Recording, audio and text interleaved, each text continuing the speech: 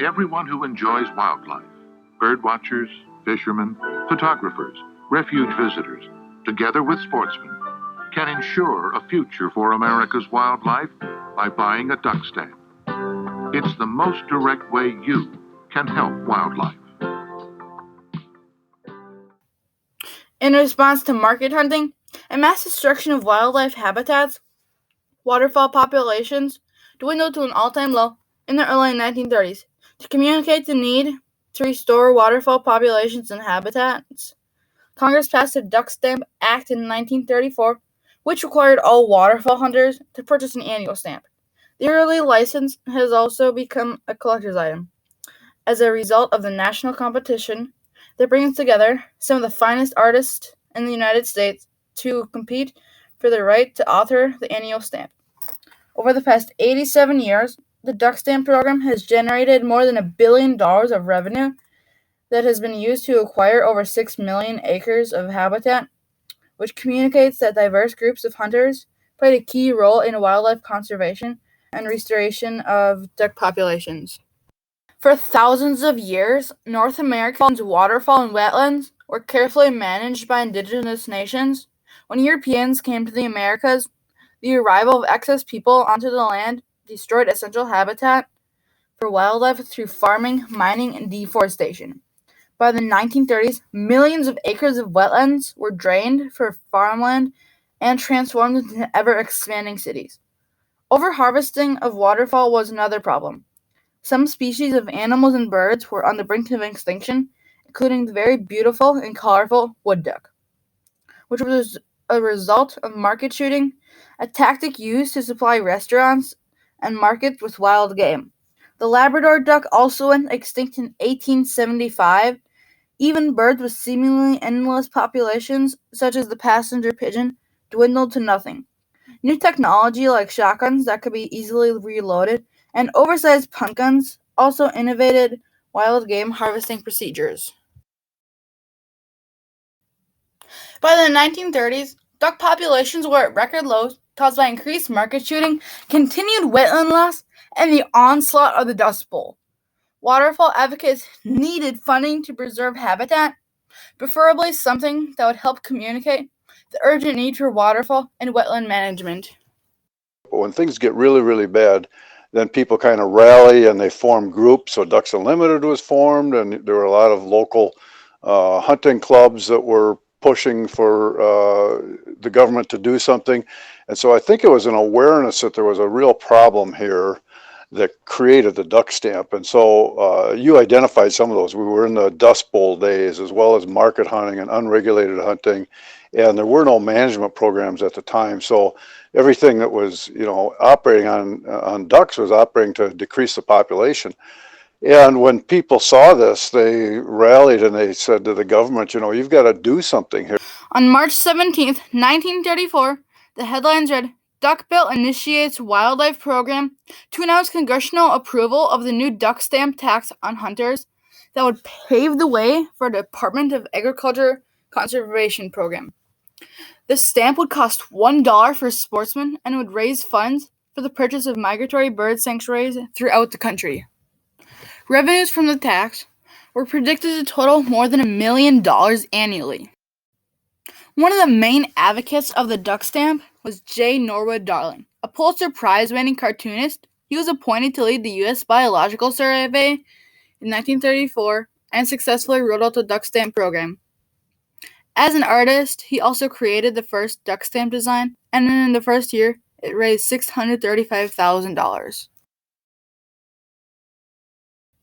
By buying duck stamps, people help waterfowl and wetlands across North America. Since 1934, all waterfowl hunters must purchase an annual stamp.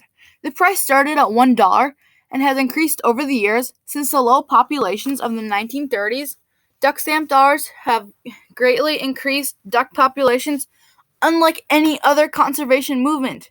That's because dollars raised by the stamp are used to secure land. In the first year of the program, 1 million acres were declared conservation sites. The duck stamp is also a work of art. Beginning in 1949, because of the revenue success of the duck stamp, The U.S. Fish and Wildlife Service organized a national competition to design a stamp. The artist who wins the competition gains widespread recognition, and their art is an instant collector's item.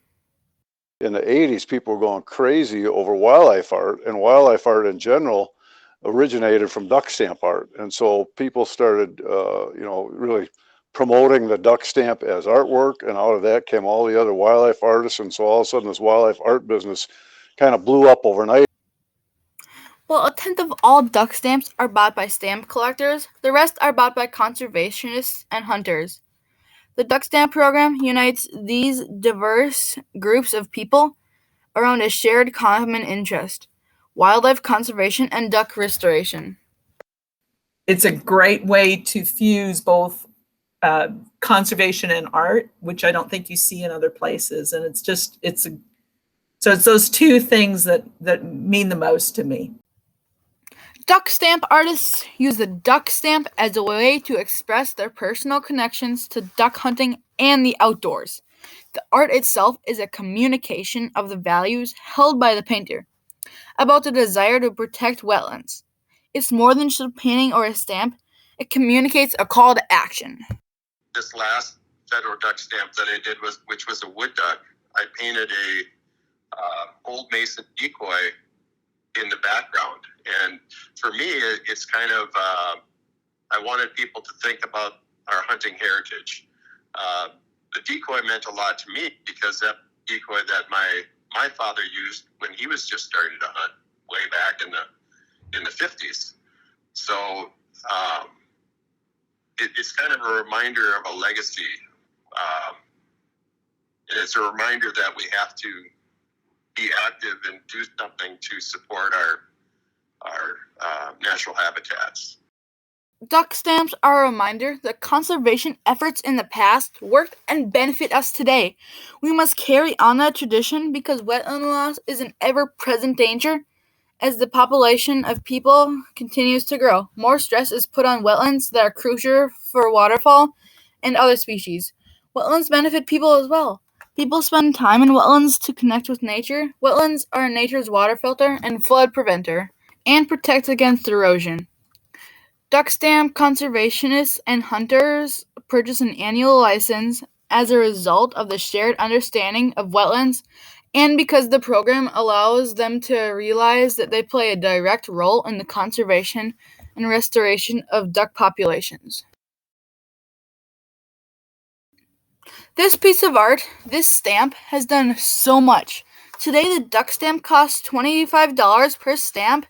That increase in cost over the years is much less than the increase in land prices. Still, duck stamp dollars have purchased and restored around 6 million acres of wetlands that are now federally protected. Additionally, conservation groups and local communities and national groups like Delta Waterfowl and Ducks Unlimited were founded to support conservation of waterfowl and wetlands. These organizations promote the stamp and market the artwork as a common item sold at fundraising events. Those dollars are not only used to restore habitat, but also to lobby Congress and state legislatures for stronger conservation laws and protections. All groups believe that there is more to be done, and the duck stamp story plays a bigger role in that. Duck stamp equals habitat has been the message with the stamp for multiple generations, and I think that's an easy message that has resonated with the public. The duck stamp program united different corners of wildlife organizations and participants through a shared purpose, communicating the need to also protect wetlands and duck populations. Through the National Art Fundraising Contest, these individuals and communities have carried on the importance of conservation and restoration, making the duck stamp program one of the most successful government programs in the United States. I want people to see that this is a program that we all benefit from, and it's not just a hunting stamp. The hunters are the only ones who have to buy it, which makes me very happy that we have a hunting population that's willing to put money into the resource. But I'd also like to see other people step up to the plate and help too, because it's habitat helps us all.